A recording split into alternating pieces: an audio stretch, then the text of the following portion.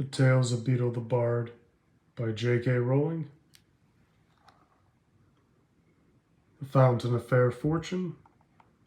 High on a hill in an enchanted garden, enclosed by tall walls, protected by strong magic, flowed the Fountain of Fair Fortune. Once a year, between the hours of sunrise and sunset on the longest day, a single unfortunate was given the chance to fight their way to the fountain, bathe in its waters, and receive fair fortune forevermore. On the appointed day, hundreds of people traveled from all over the kingdom to reach the garden walls before dawn. Male and female, rich and poor, young and old, of magical means and without, they gathered in the darkness, each hoping that they would be the one to gain entrance to the garden.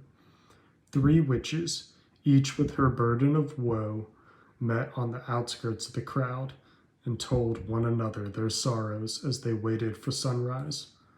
The first, by name Asha, was sick of a malady no healer could cure. She hoped that the fountain would banish her symptoms and grant her a long and happy life. The second, by name Althea, had been robbed of her home, her gold, and her wand by an evil sorcerer. She hoped that the fountain might relieve her of powerlessness and poverty. The third, by name Amata, had been deserted by a man whom she loved dearly, and she thought her heart would never mend. She hoped that the fountain would relieve her of her grief and longing. Pitying each other, the 3 women agreed that, should the chance befall them, they would unite and try to reach the fountain together. The sky was rent with the first ray of sun, and a chink in the wall opened. The crowd surged forward, each of them shrieking the claim for the fountain's benison. The creepers from the garden beyond snaked through the pressing mass and twisted themselves around the first witch, Asha. She grasped the wrist of the second witch, Althea, who seized tight upon the robes of the third witch, Amata, and Amata became caught upon the armor of a dismal-looking knight who was seated on a bone-thin horse. The creepers tugged the 3 witches through the chink in the wall, and the knight was dragged off his steed after them. The furious screams of the disappointed throng rose upon the morning air, then fell silent as the garden walls sealed once more. Asha and Althea were angry with Amata, who had accidentally brought along the knight. Only one can bathe in the fountain. It'll be hard enough to decide which of us will be without adding another. Now, Sir Luckless, as the knight was known in the land outside the walls, observed that these were witches, and, having no magic, nor any great skill at jousting, or dueling with swords, nor anything that distinguished the non-magical man, was sure that he had no hope of beating the 3 women to the fountain. He therefore declared his intention of withdrawing outside the walls again. At this, Amata became angry too. "Faint heart," she chided him. "Draw your sword, knight, and help us reach our goal." And so the 3 witches and the forlorn knight ventured forth into the enchanted garden, where rare herbs, fruit, and flowers grew in abundance on either side of the sunlit paths. They met no obstacle until they reached the foot of the hill on which the mountain stood. There, however, wrapped around the base of the hill, was a monstrous white worm, bloated and blind. At their approach, it turned a foul face upon them, and uttered the following words: "Pay me the proof of your pain." Sir Luckless drew his sword and attempted to kill the beast, but his blade snapped. Then Althea cast rocks at the worm, while Asha and Amata essayed every spell that might subdue or entrance it, but the power of their wands was no more effective than their friend's stones, or the knight's steel. The worm would not let them pass. The sun rose higher and higher in the sky, and Asha, despairing, began to weep. Then the great worm placed its face upon hers and drank the tears from her cheeks. Its thirst assuaged, the worm slithered aside and vanished into a hole in the ground. Rejoicing at the worm's disappearance, the three witches and the knight began to climb the hill, sure that they would reach the fountain before noon. Halfway up the steep slope, however, they came across words cut into the ground before them. "Pay me the fruit of your labors." Sir Luckless took out his only coin and placed it upon the grassy hillside, but it rolled away and was lost. The three witches and the knight continued to climb, but though they walked for hours more, they advanced not a step. The summit came no nearer, and still the inscription lay in the earth before them. All were discouraged as the sun rose over their heads and began to sink toward the far horizon. But Althea walked faster and harder than any of them, and exhorted the others to follow her example, though she moved no farther up the enchanted hill.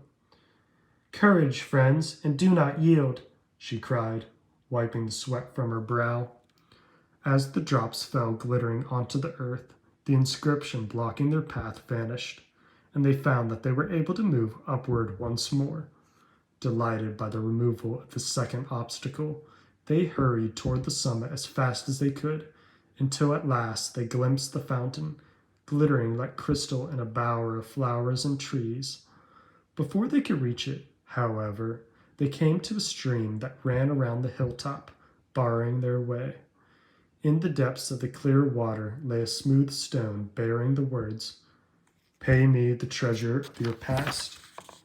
Sir Luckless attempted to float across the stream on a shield, but it sank. The three witches pulled him from the water, then tried to leap the brook themselves, but it would not let them cross, and all the while the sun was sinking lower in the sky. So they fell to pondering the meaning of the stone's message, and Amata was the first to understand. Taking her wand, she drew from her mind all the memories of happy times she had spent with her vanished lover, and dropped them into the rushing waters.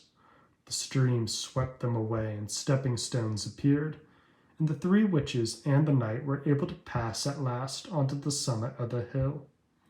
The fountain shimmered before them, set amidst herbs and flowers rarer and more beautiful than any they had yet seen. The sky burned ruby, and it was time to decide which of them would bathe. Before they could make their decision, however, frail Asha fell to the ground, exhausted by their struggle to the summit. She was close to death. Her three friends would have carried her to the fountain, but Asha was in mortal agony and begged them not to touch her. Then Althea hastened to pick all those herbs she thought most helpful and mixed them into Sir Luckless's gourd of water and poured the potion into Asha's mouth. At once, Asha was able to stand. What was more, all symptoms of her dread malady had vanished. "I am cured," she cried. "I have no need of the fountain. Let Althea bathe." But Althea was busy collecting more herbs in her apron. "If I can cure this disease, I shall earn gold aplenty. Let Amata bathe." Sir Luckless bowed and gestured Amata toward the fountain, but she shook her head. The stream had washed away all regret for her lover, and she saw now that he had been cruel and faithless, and that it was happiness enough to be rid of him. "Good sir, you must bathe, as a reward of all your chivalry," she told Sir Luckless. So the knight clanked forth in the last rays of the setting sun, and bathed in the fountain of fair fortune, astonished that he was the chosen one of hundreds and giddy with his incredible luck. As the sun fell below the horizon, Sir Luckless emerged from the waters with the glory of his triumph upon him, and flung himself in his rusted armor at the feet of Amata, who was the kindest and most beautiful woman he had ever beheld. Flushed with success, he begged for her hand and her heart, and Amata, no less delighted, realized that she had found a man worthy of them. The three witches and the knight set off down the hill together, arm in arm, and all four led long and happy lives, and none of them ever knew or suspected that the fountain's waters carry no enchantment at all.